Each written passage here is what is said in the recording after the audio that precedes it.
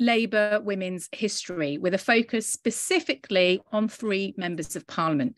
We are joined to learn more from Nan Sloane, LWN's very own training lead, and much more. And we will have Ali McGovern joining us shortly. She's currently just leaving the chamber from votes.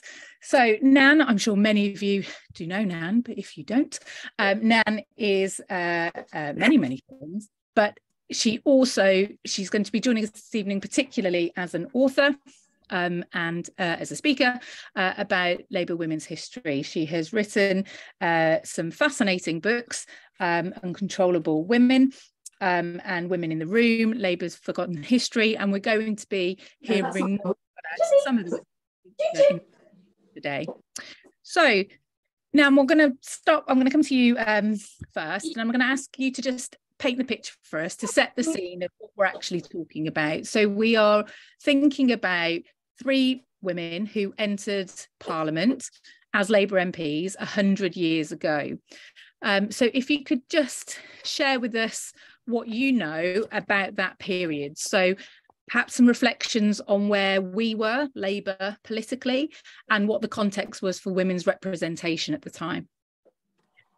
Thank you, Kiran. And can I just say first what a pleasure it is to be here and to have the opportunity to talk about these women who all too often get left off our list of Labour heroes when really they should be there. In 1923, women had had the vote for 5 years. There had been 4 Labour women candidates in the 1918 general election, all of whom were defeated. This wasn't necessarily because they were women, but because in at least 3 cases they stood on a peace platform, and all the peace candidates were defeated, including people like Ramsay MacDonald and others. So it wasn't specifically because they were women, although in the case of the most high profile of them, Mary MacArthur, the fact that the returning officer would not let her stand as Mary MacArthur, but compelled her to put her married name on the ballot paper probably didn't help, given that nobody knew her under her married name, and the party, neither the party's name nor logo, if such a thing existed then, was on the ballot paper either. So by 1923, we had another general election in 1922, when again we had stood several more women candidates, none of whom had been elected. And when we arrived at 1923, the particular volatility of the period had sort of taken hold. So it was post First World War. The changes in Parliament had created a very unstable situation. The removal of the Irish MPs, of whom there were, I can't remember the exact figure, but about 80, all of whom, well, 1 or 2 had belonged to what was then known as the Irish Party, created an enormous vacuum.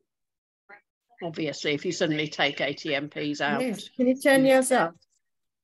You've got a changed political situation. There had been occasions when the Irish Party had been the 2nd largest party, and certainly when it had held the balance of power. And you also had a Liberal Party, which until the early 20s was considered one of the natural parties of government, which was splitting and collapsing. And Lloyd George was leading the Lloyd George Liberals, and then there was the other half of the Liberal Party. And so all of this was creating a space into which the Labour Party could creep. And we did creep because we didn't do it all in one go. We sort of inched along. We did reasonably well in 1918, but not as well as we had hoped. And then we gradually got ourselves into a position where by 1924, we were forming the first Labour-led government, not the first Labour majority government, but the first Labour-led government. And it's worth just, you know, as an aside, pausing and reflecting that that's an astonishing achievement to come from foundation in 1900, when everybody thought it wouldn't last long because no other attempt to create a viable parliamentary Labour Party had lasted very long. Even the ILP couldn't make it because the unions wouldn't fund it. To come from that, from being run out of Margaret MacDonald's dining room because they couldn't afford an office, and running candidates on shoestrings, to government in 24 years is an incredible achievement. If you think of all the parties that have been founded over the last half century in this in our politics, none of them have come anywhere near that. And so it's you know, it was an incredible achievement. Because we did well in 1923, we started picking up marginal seats for different reasons, depending on what combination of Liberals was standing, what combination of other candidates was standing. And the three that we picked up were Northampton with Margaret Bondfield, East Ham or West Ham East, I never quite get the name right, with Susan Lawrence, and Norwich with Dorothy Jewson. And they were all three experienced women. Susan Lawrence and Margaret Bondfield were of a slightly older generation than Dorothy Jewson. They all came from a trade union background through one mechanism or another. Margaret Bondfield was by far the most high profile. She had been a senior trade unionist and the most senior female trade unionist in the country for a number of years. She was the first female chair of the TUC. She was Assistant General Secretary of her union, the Shop Workers Union, when she was only 24. She had been the only woman at the TUC meeting when the resolution to set up the Labour Party was passed, and therefore the only woman to speak on that resolution. She had worked with Mary MacArthur in the women's trade union movement, and when in 1921 the women's unions became absorbed by the men's unions, part of the story of our political life, Margaret Bondfield became what we now think of as the GMB's first national women's officer. And we're going to speak about Margaret quite a lot, right, in detail. I think at another point, what I'd like to do, sorry to just interject at that point, but I think what was helpful there with the framing in terms of the context is what I was hearing in terms of the political context. It was quite a politically turbulent time. There was lots of change, with established political parties vacating space, and I suppose then Labour seizing on that opportunity. But I think what you put forward there, that it was quite exponential growth for the Labour movement at that point to move so quickly from creation to a party of government. And there were women there at the time who made that happen. Before we go, and we all want to know more about these incredible Labour sisters, it would be, I think, also helpful for us to hear your knowledge about, well, what was it like to be a woman, any woman at that time? So what were kind of society's expectations of women, to help us understand what these three women ended up doing, I suppose, in terms of either confounding expectations of the time or not. So what was it like for the average woman in 1923? Well, it was an interesting time because it's one of those periods when women were at a crossroads and where there was massive generational shift. And so very different expectations amongst younger people than amongst older people. So the pre-war generation still had very not quite Victorian, but certainly Edwardian expectations of women. The people had accepted women voting, or some women vote, 60% of women voting, but still tended to think that women were not suited to politics. There was one debate about extending the franchise to younger women in the 20s, and a Tory MP in Parliament said, yes, but what if you had a female Chancellor of the Exchequer and somebody came in with a message and said, your child is ill, she'd have to drop everything and go when she was in the middle of presenting the budget. And you think, so that's in about 1920 something, and we're in 2020 something, hopefully inching our way towards an actual female Chancellor. Yeah.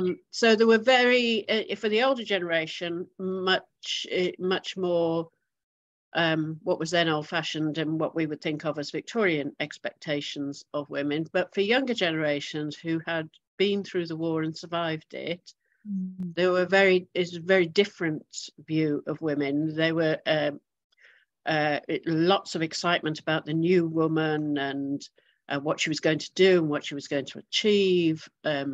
Professions were starting to open up to women, especially the legal profession, but also others. Women were beginning to participate much more openly in the public space. There were, of course, a lot of single women, either women who had been widowed because of the war, or whose fiancés had been killed during the war. And so there were lots of women who needed careers, lots of women who needed to earn their own living because there was no safety net for them. And so a big explosion in women in the employment market, women looking for opportunities, and women wanting to assert their rights. And there were tensions between, this created a certain generational tension about what women should expect and what was expected of women. Some of the women coming into Parliament,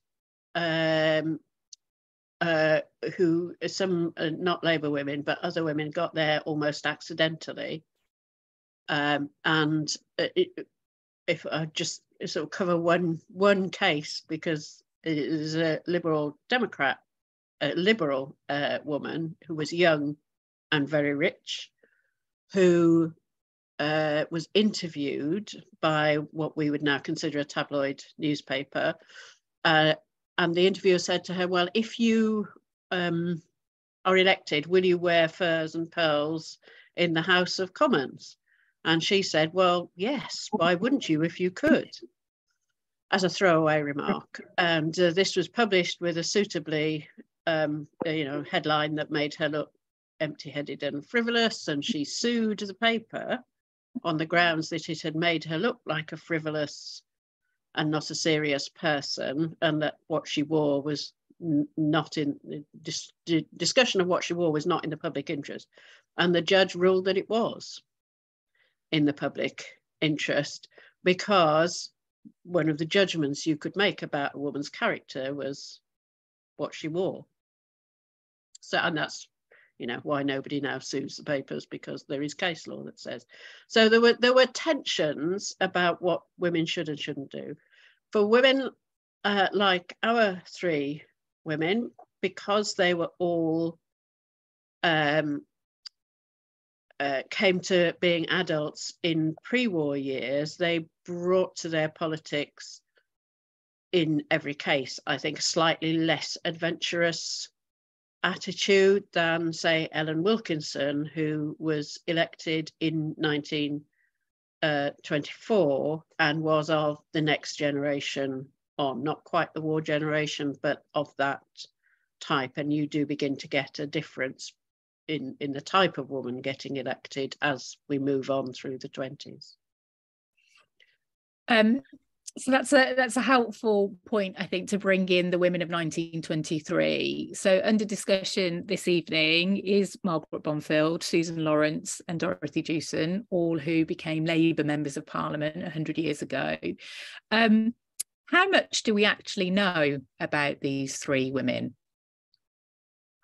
We know a reasonable amount about Margaret Bondfield, because she was the first to do almost everything, except be the first female MP, but she's the first government minister of any kind, the first cabinet minister, the first Privy Councillor.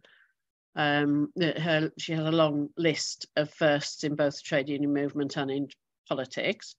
She wrote an autobiography in her old age, so she has left us something. It is very carefully edited by her, or her life is carefully edited to present exactly what she wanted to present, and she destroyed the bulk of her papers after she'd written it. So there is very little for us to go on except her own account. But there is also, of course, huge amounts of newspaper coverage, of articles, of people's reminiscences of her, there are there's lots of stuff available, and we can get a reasonable view of who she was and what she did, even if we can't know everything. I mean, arguably, you can't ever know everything, but there are big gaps. There are big gaps when it comes to her personal life, which she was very, very protective of. Dorothy Jewson, there is again a certain amount. There is a biography of her, relatively recent. Again, she had a long life in public life, though not in Parliament. But she was very active in the trade union movement, in teaching unions. She was very active after her parliamentary career in different campaigns, and particularly in and around Norwich, which is where she came from. So there's lots of local information in Norwich. Susan Lawrence is interesting because there ought to be a lot of information about her. She was well known in her time. She was a trade unionist who also worked with Mary MacArthur. She was the first woman to chair the NEC in the late 20s. She was a senior figure in the party for many, many years. She had a very privileged background, started life as a Tory MP, and then she met Mary MacArthur, and that was the end of that, as it were, as is the case with so many people when they met Mary MacArthur. And she spent the rest of her long life in the Labour Party. I can't find that she wrote an autobiography. I can't find that anybody else has written a biography about her. She was very well known in London, where she was known as our Susan. She was involved in the Poplar rate strike in 1921, spent 5 weeks in prison for refusing to set a rate, together with other women and a number of men, including Lansbury, later leader of the party in the 30s. But everything I can find about her is sort of picked up through reading about Popular or through newspaper stuff about her and cartoons and all the rest of it. There seems to be nothing from her. And it's extraordinary, really, to think that in those days, and presumably still, you could be so high profile and so well known and yet leave so little behind you. And I think that, so what that has got me thinking is about exactly that point. You could be so well known at the time. And I wonder then if there is an issue about how we remember women and how we remark upon women. So both contemporarily at the time, how we got a kind of erasure of women being there, but then the legacy of that, when we think about it now, when we think about how our history is constructed, do we continue to see women being erased from quite significant contributions that they make to the Labour movement? Well, obviously we do, which is why LWN keeps saying to women, write your own memoirs, keep your own papers, don't let other people define your story for you. But it is easier said than done. And I think, famously, Harriet Harman wrote her autobiography because she found herself left out of the men's books, most notably, I think, Gordon's, despite being deputy leader of the party. And that it almost doesn't matter how far you go in politics, you're easy to write out of it. I do think that is going to be different in the future, because the sheer numbers of women mean that when you look at what the Parliamentary Labour Party looks like, or you look at what the shadow cabinet, or fingers crossed cabinet, look like in the future, they don't now and aren't going to look like any, certainly cabinet of the past. And the parliamentary party at the moment doesn't look like any parliamentary party of the past, because we've never had a position where more than 50% of its members are women. So it looks radically different, and it sounds radically different. There are all kinds of issues about what happens to women within that, and how we end up in a situation where, despite all this stuff about, you get to 30% and you change the culture, the dominant voices are still male. So you can have that discussion, but it certainly looks, if you put the 1923 Parliamentary Labour Party next to the 2023 Parliamentary Labour Party, the difference is stunning. Pity it's taken us 100 years to do it, but the difference is stunning. So I think it will be easier, provided that women take their responsibility to the future seriously in the way that men do. And men are always writing their diaries. They are always thinking about their legacy. They are always thinking about the book they're going to write when they're no longer in government. And women just do that much less. If I'm sure Liz Truss will write her autobiography, and I'm sure it will be very characteristic of her. But if you take somebody like Theresa May, she still has not produced. There are books about her, but there is not her take, and she will wait.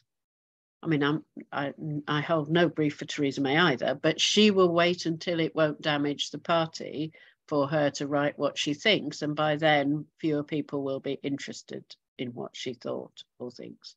Whereas men get their books out, sometimes at incredible length, as soon as they possibly can. And I don't think women should necessarily copy that, but I think women should be thinking, women politicians should be thinking that should be occupying their space in the future in the same way that they are now occupying their space in the present. And that we shouldn't be in a position of saying there is no archive. There appears to be no Susan Lawrence archive. I mean, I may just be I haven't found it, but I have been looking. So, you know, how we arrive in that position seems really bizarre. So I would hope that we won't find the future generations of historians won't find themselves in the position of going, why can I not find anything out about this interesting woman?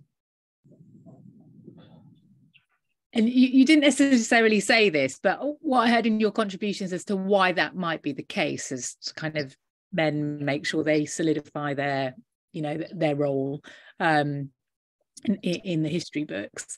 It felt as though your point about Theresa May perhaps releasing her book at a point where it won't cause damage to the party or the government of the time, this kind of sense of duty, not just loyalty, I think it extends to a sense of duty, and at the point of which that sense of duty is also in the role that these women are doing, rather than perhaps writing the diaries,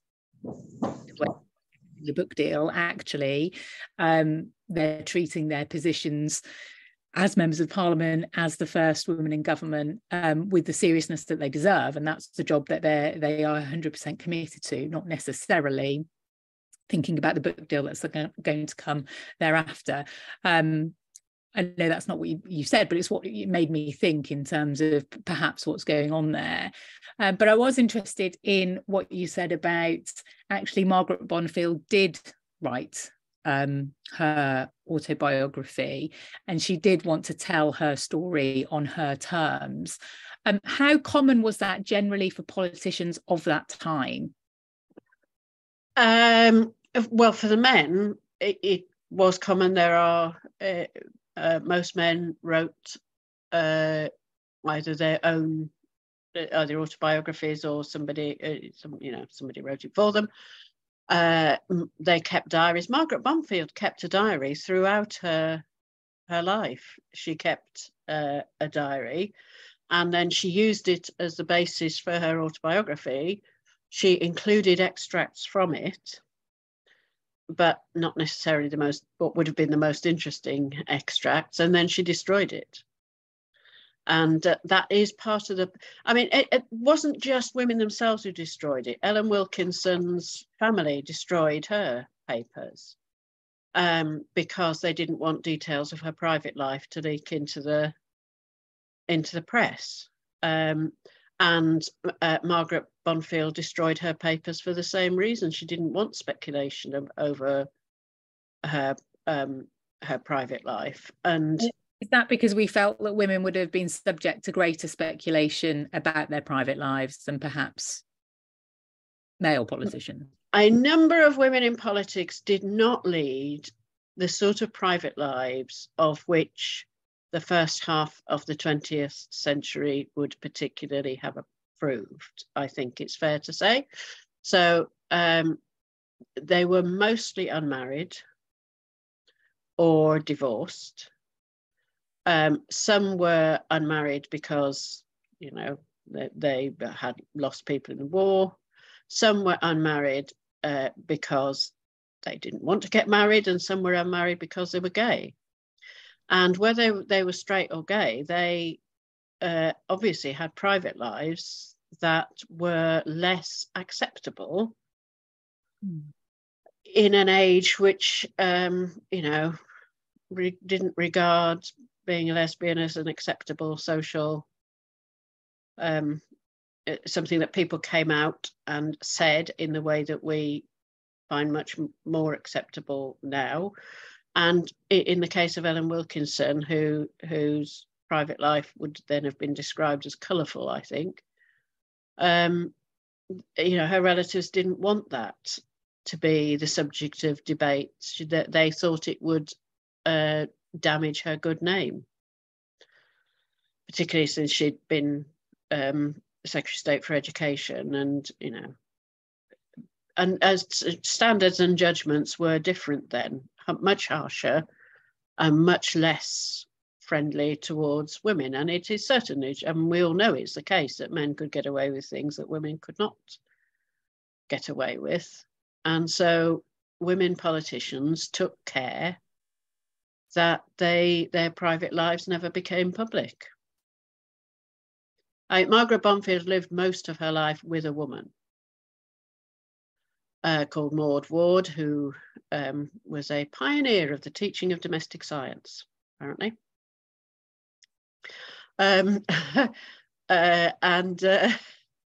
there's one paragraph about Maud Ward in her book which just says that she lived with her for many years and Maud Ward looked after her. So, you can interpret that as you like. Women lived with other women all the time, particularly at a time when there were many single women who couldn't afford to live on their own. It was unexceptional. We can all speculate about what the relationship was, but we can't do anything other than speculate because we don't know. Another MP from the 1920s, Mary Agnes Hamilton, who's also a very interesting woman, and who was the first host of the Week at Westminster programme, which is still going. And the Week in Westminster was set up specifically to explain politics to women, because women were new to parliamentary politics, and so it was the BBC's first specifically female political programme, hosted by Mary Agnes Hamilton. Mary Agnes Hamilton wrote a book about Margaret Bondfield, in which she said that Mary MacArthur was the love of Margaret Bondfield's life in every sense of the word. I don't know what that means. I can speculate about what that means. And Mary Agnes Hamilton knew both of them. But we can't know what that means because Margaret Bondfield was very determined that we shouldn't. And I do think we lose a dimension of all of these women when, unless their private lives were absolutely, conventional and unimpeachable, we lose that whole dimension of them, and we know much more about the private lives of the men, much more, even when the men's lives were not necessarily particularly conventional.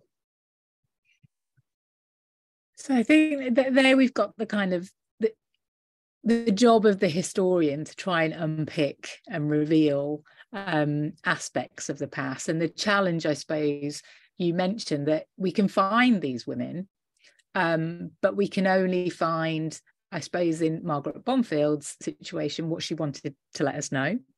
And a part of me feels that we need to respect and honour that. A part of you feels, no, I want to know. Yeah, exactly. So that kind of dilemma there. And I suppose I really want to talk about Mary MacArthur, because you mentioned her a couple of times now, and she's not featured on kind of who we're talking about, but she feels like a woman of utter significance. So I'll bring Mary MacArthur in a moment. And I suppose the job of trying to reveal the women from Labour's past, work is being done. You mentioned that there was a relatively recent biography of one of the women in question, so there seems to be greater attention, and Ali McGovern, when she joins us, she'll also talk about her campaign to kind of commemorate and elevate Margaret Bondfield's status within public life, but also within the Labour movement. And I suppose my question is going to be about the Labour movement and how we as a party and as a movement, how have we tried to uncover the role of women in our past? How much do you think the party has done? Hardly at all. one of the reasons I got interested in this whole field was because I got really frustrated at the fact that most Labour women couldn't name or recognise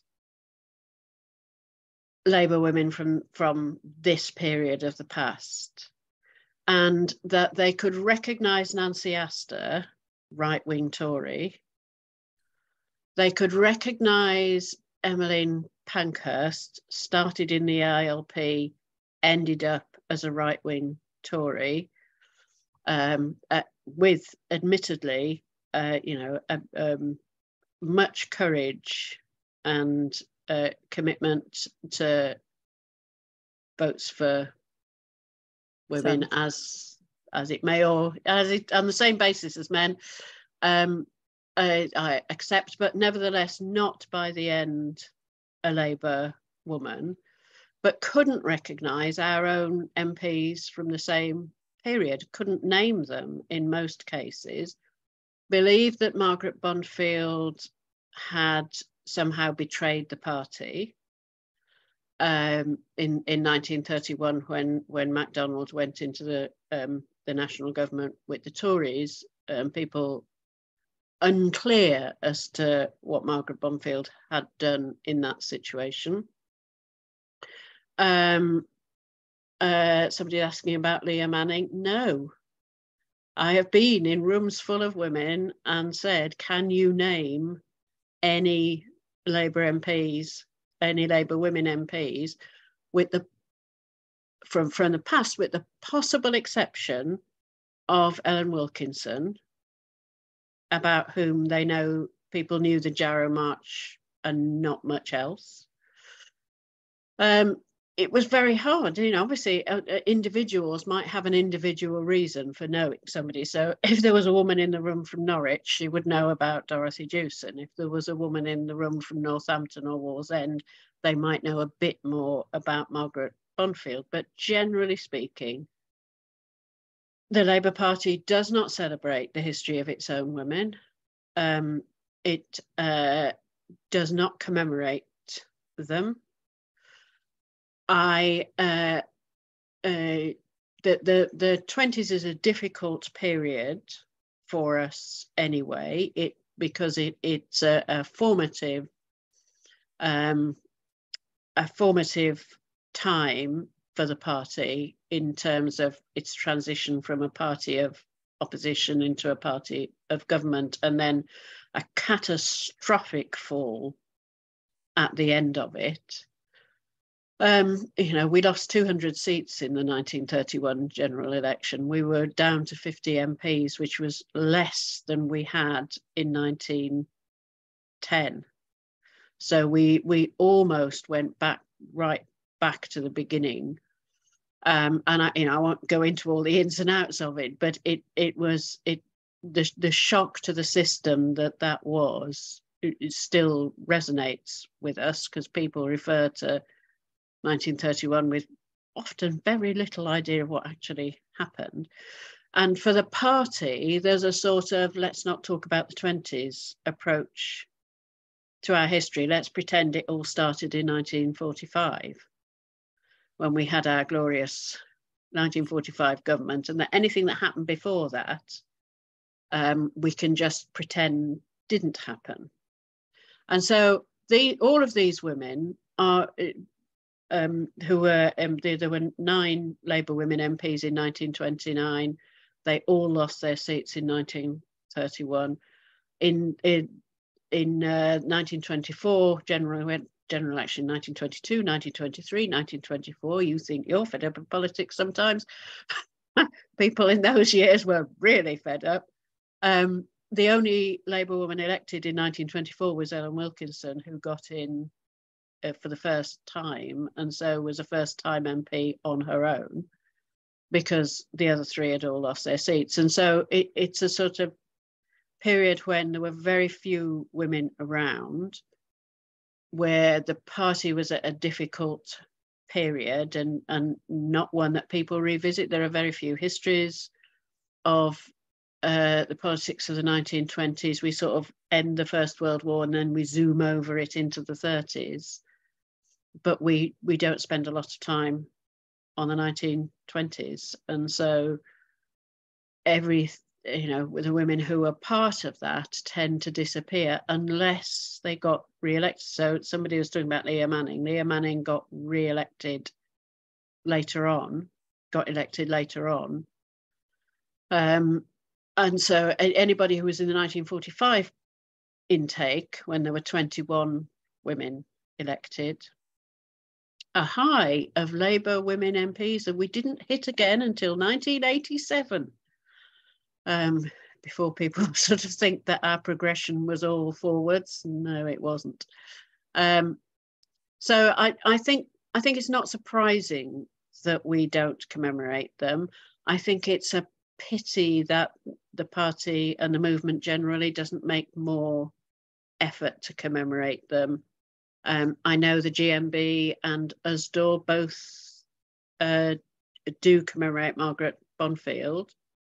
I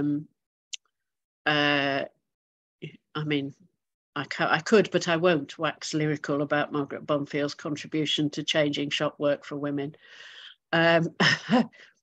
People should something people should find out. But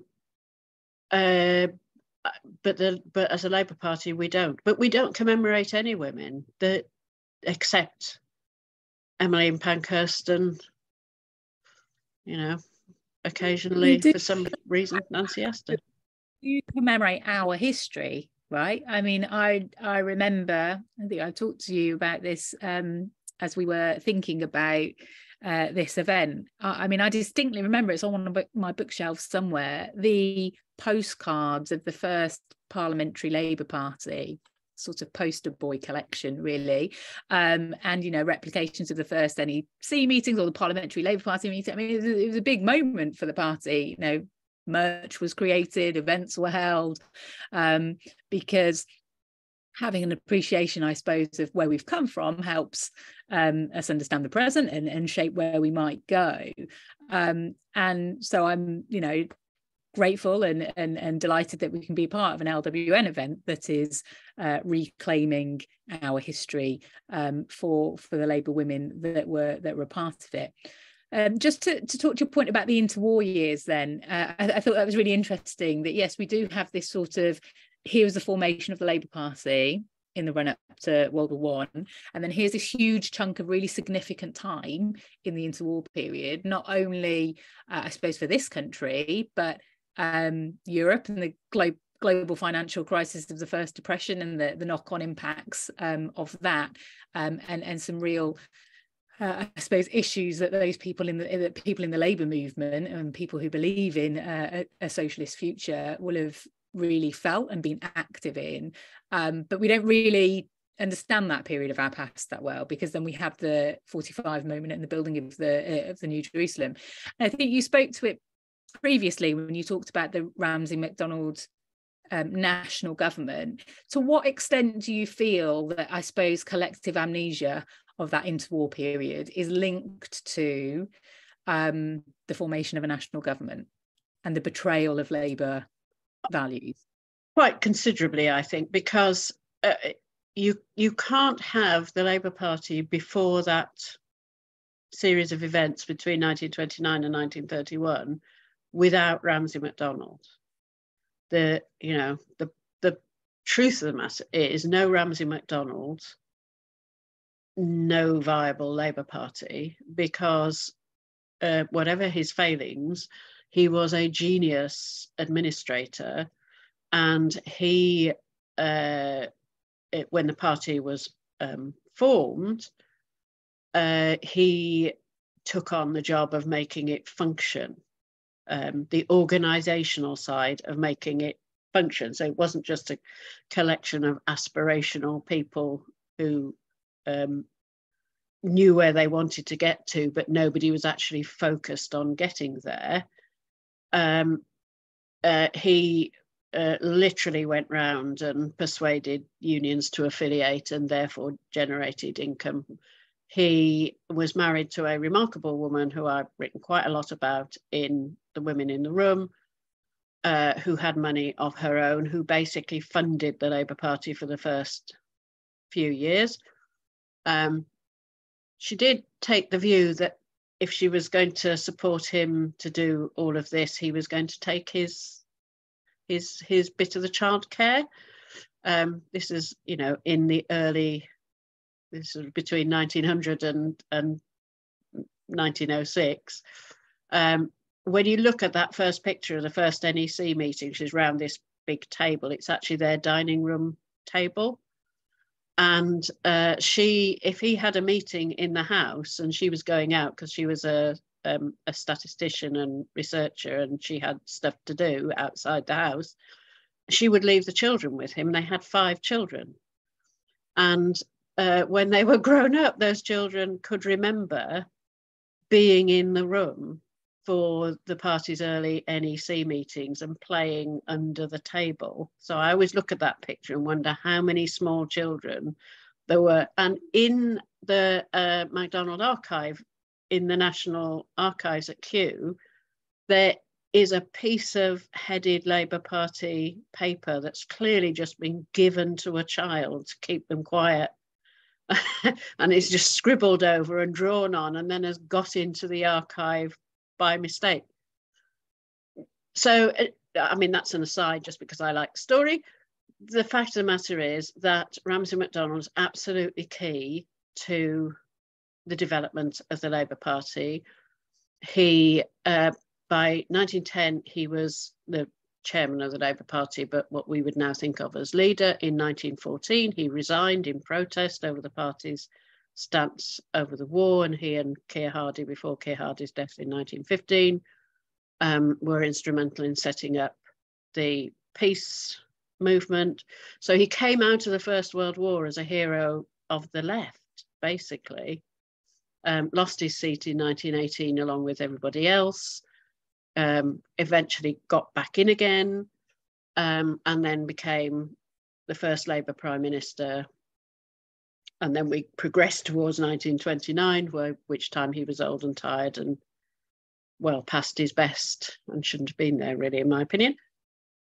But because that's such a mixed history, because some of it, you know, some of his views, his almost pacifist views don't chime well with the post-45 Labour governments and Labour Party. So it's not just that he's a contentious figure in terms of the national government. He is in many ways a difficult figure for the party to absorb now. And then you add on to that what happened in 1931, the national government. It's possibly worth remembering that the electorate sided with him, not with the rest of the party.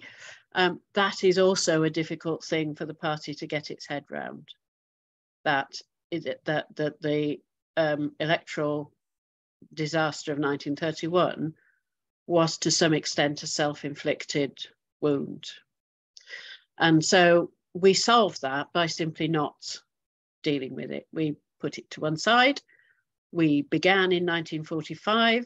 You know, some of the people who came back in 1945 had been involved in the 20s and 30s. It isn't that we have a sort of complete change of personnel. There are lots of people who were around in the 20s and 30s who, of whom Ellen Wilkinson is obviously one, who end up in government in 1945. But we choose to have a version of our history which is about 1945 onwards, and which gets us out of having to deal with the difficult characters and the conflicted and sometimes contentious characters that we have in the 20s and 30s.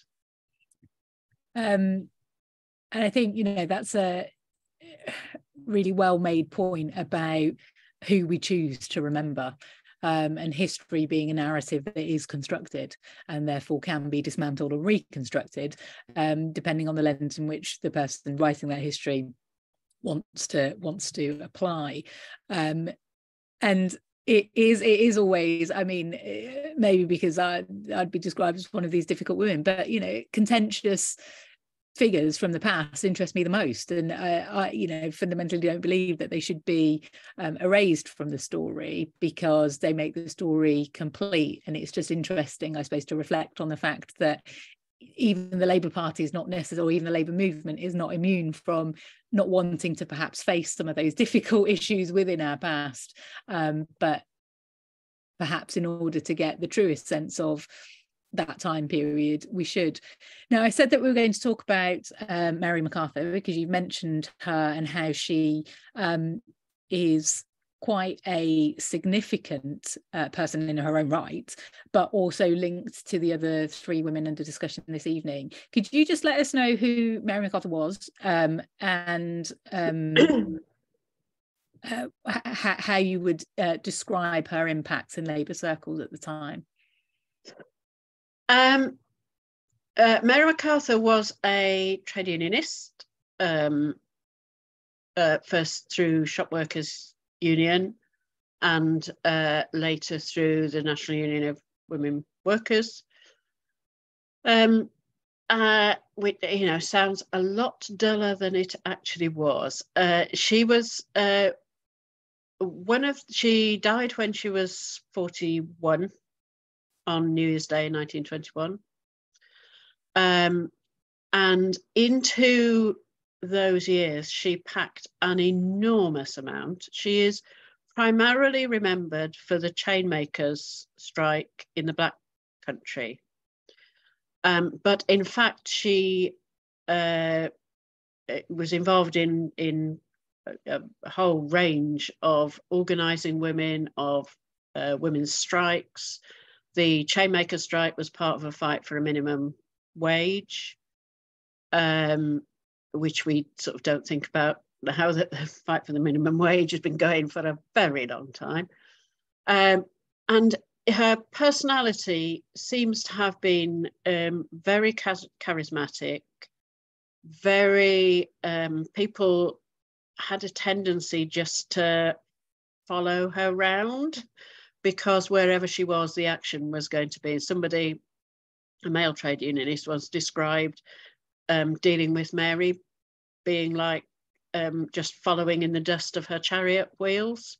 You knew she was going somewhere, you didn't know where it was, you couldn't see what's happening, but you followed just for the sake of seeing where it went. There are all sorts of stories about how she operated. So on one occasion, when she one of the newspapers was writing something about something she was involved in that she didn't like. So instead of writing a letter, she went down to the newspaper office, marched in without an appointment into the editor's office, collared him, told him off, ended up with him showing her round the print works. In those days were on the premises, and promising never to be rude about her ever again in his newspaper. And there are lots of stories about her like that. She, as I say, both Margaret Bondfield and Susan Lawrence felt for her in one way or another. So in Susan Lawrence's case, there was a cleaners' strike at the office of whichever council, of the London County Council, and which is where she came across her and literally changed parties overnight on the basis of meeting Mary MacArthur. During the war, she, like most other Labour women, she was opposed to the war, but she was very concerned that women who were going into the factories should have proper conditions. So obviously factories had been built for men.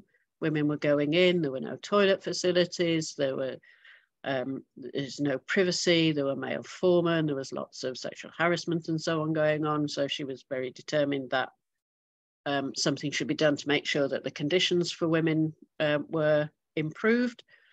But as part of that, she also struck up a friendship with Queen Mary, who also appears to have fallen under her spell and became a personal friend after the war. So you sort of go from Glaswegian. She came from Glasgow, not working class, but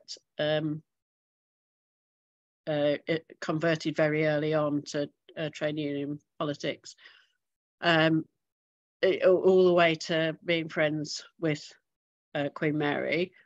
She married another trade unionist, Will Anderson, which is why the returning officer made her appear on the ballot paper as Mrs. W.A. Anderson, much to her fury.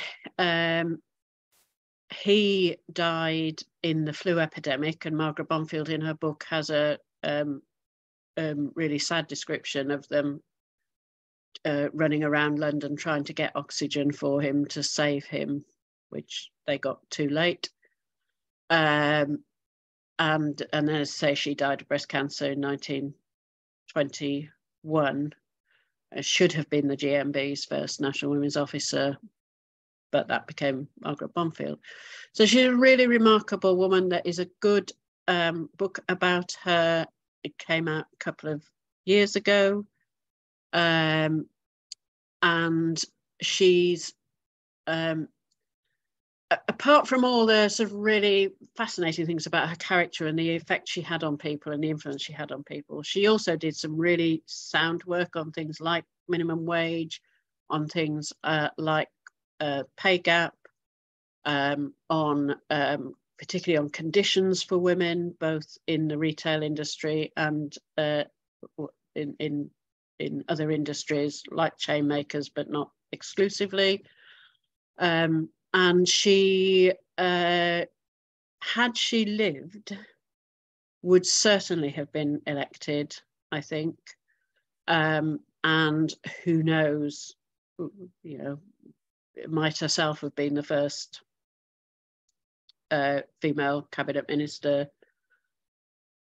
We don't, you can't second guess these things, but she's certainly, and the fact that she is one of the women of whom people do go, oh yes, I know something about her, I have heard of her, I've heard her name, is a testament to the fact that she, of who she was and the effect that she had on people, on her contemporaries.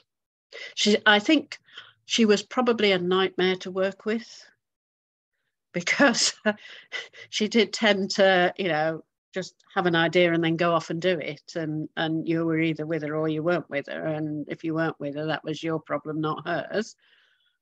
So I think there were probably times when she was not entirely collegiate.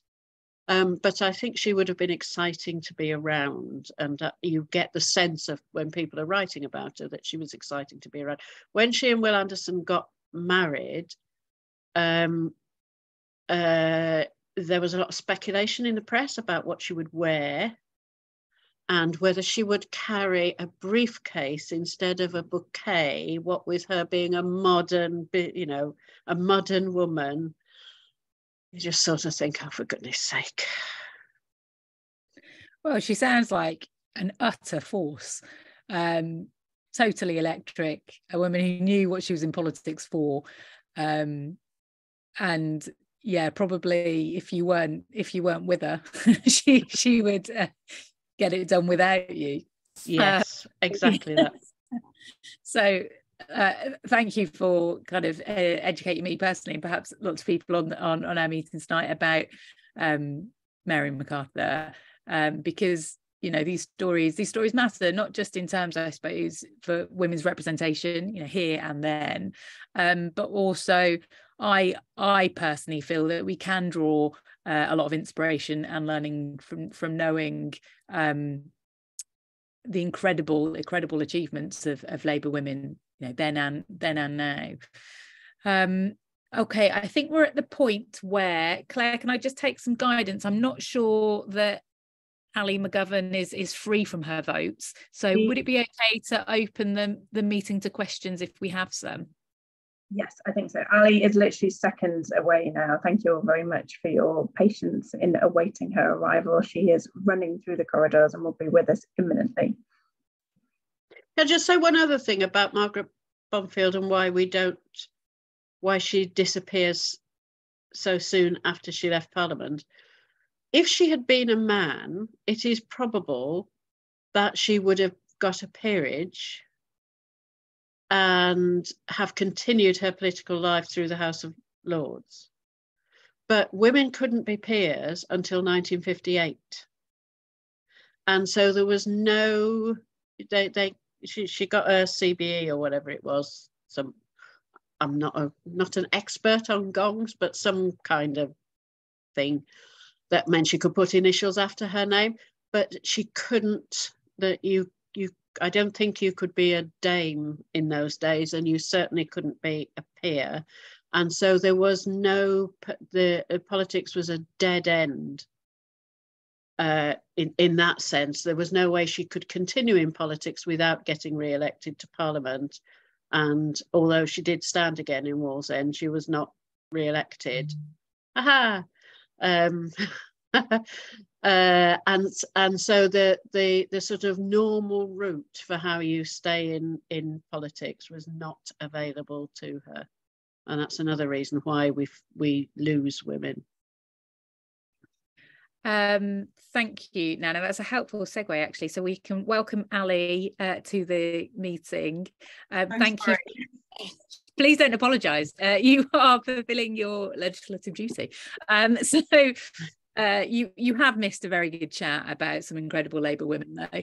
But we would like to bring you in specifically on Margaret Bondfield. Could you just tell us a bit, because I understand that you're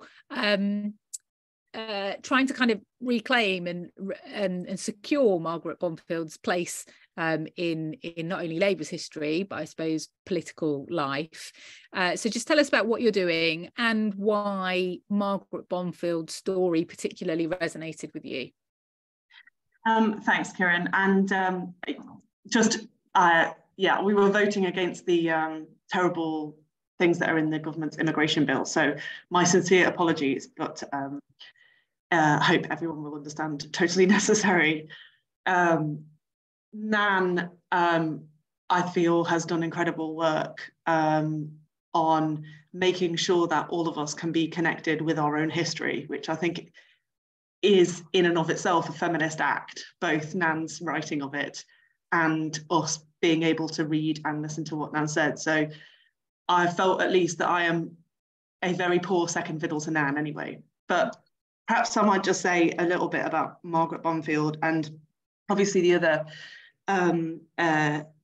two women who were elected in December 1923 are of equal importance. But for me, there are some specifics around Margaret Bondfield's life and career that, firstly, I think mean that we should understand her political career, because I think it's a helpful way of thinking about politics, but also about the economic context that she was our country's first woman member of the Privy Council and first cabinet member in, that I think is also very interesting. So to begin with, I'm sure Nan will have said this, I'm not sure she cared about being the first anything that much. I think one of the reasons why she's not remembered is because she was sort of like the anti-Winston Churchill. Like she didn't sort of have a personal brand that she was advocating for. Would you say that's fair, Nan? I think it's fair up to a point. I think if it was totally fair, she wouldn't have written her autobiography. Yeah, no, good point.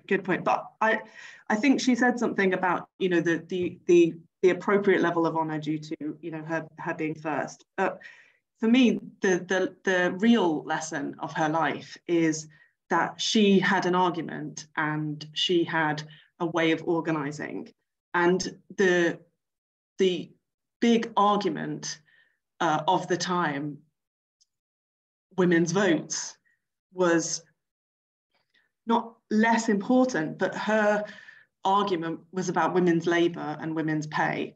And she was part of a movement of women that didn't just kind of seek to argue in Parliament, but that organised women and brought women into the trade union movement. So I think that life and the women who lived that life, making those early arguments about women's pay and about women's role in the economy, I think that's an incredibly important turning point in our history. And Nan will have, said lots about that, so I won't repeat. But this is really, the first major time when the idea that maybe women's labour wouldn't be kind of free gratis in the economy is made. And women are joining trade unions, and Margaret Bondfield organises many of them in order to make that argument. But she's doing it within a very specific context. The stock market crash causes this terrible global depression, and her life, particularly once she becomes a cabinet minister, the Minister for Labour, her life becomes about arguing within cabinet for the budget for unemployment insurance to be increased.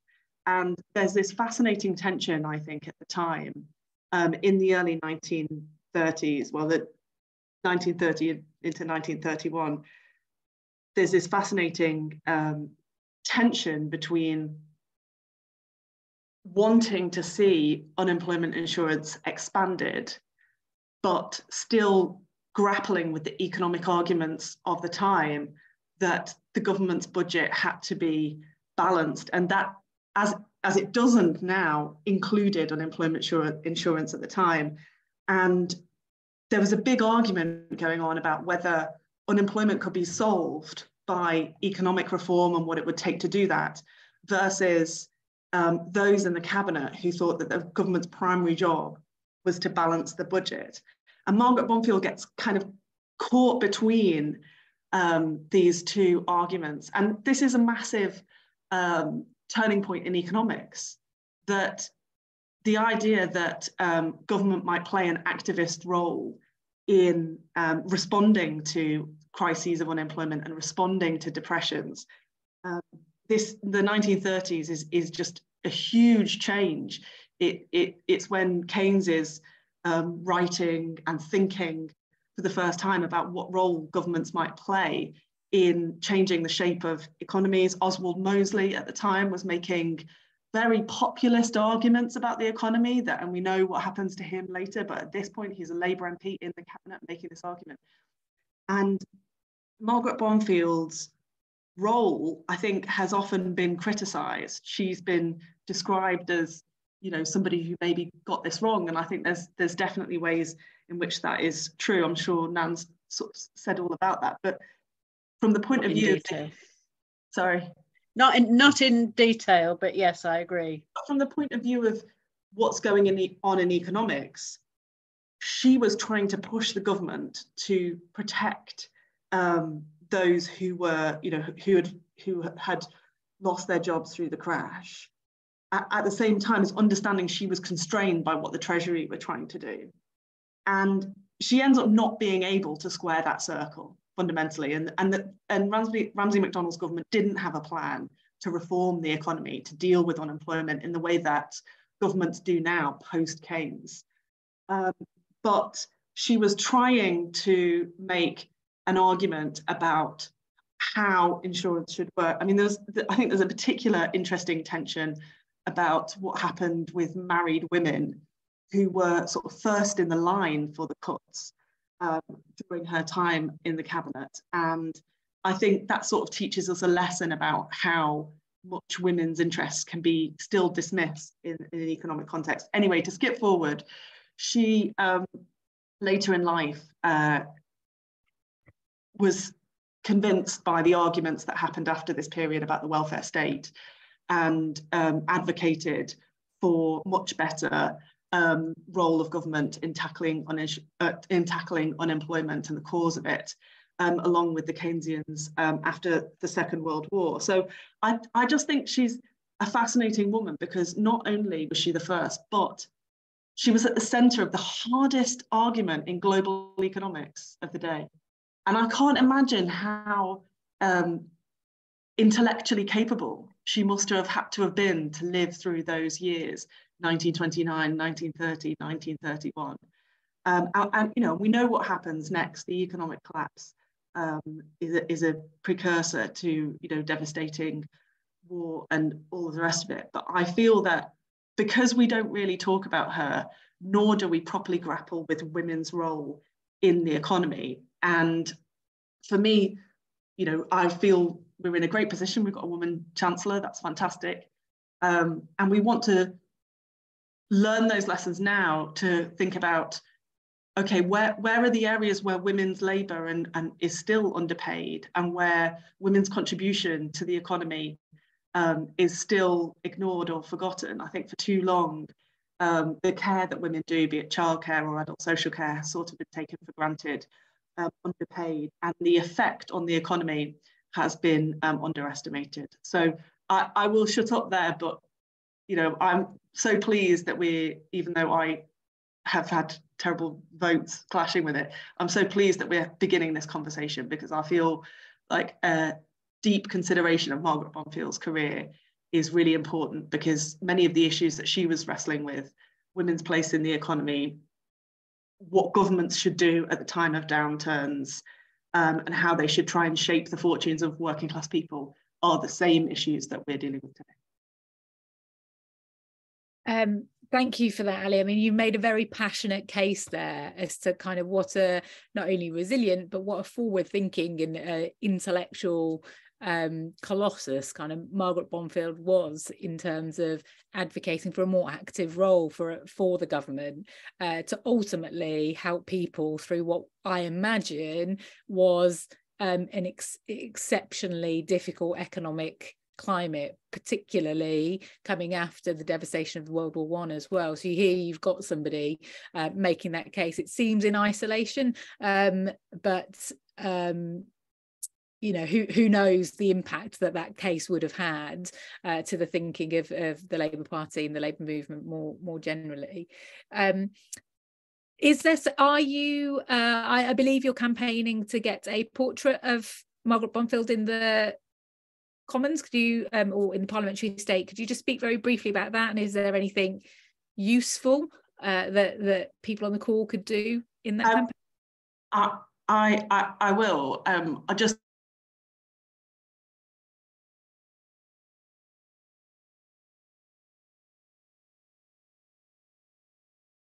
turned at that point are really fascinating, and Margaret Bondfield was involved in so many of them even after she left Parliament. So I think you know, there's lots to be said about her political life. And Nan's point about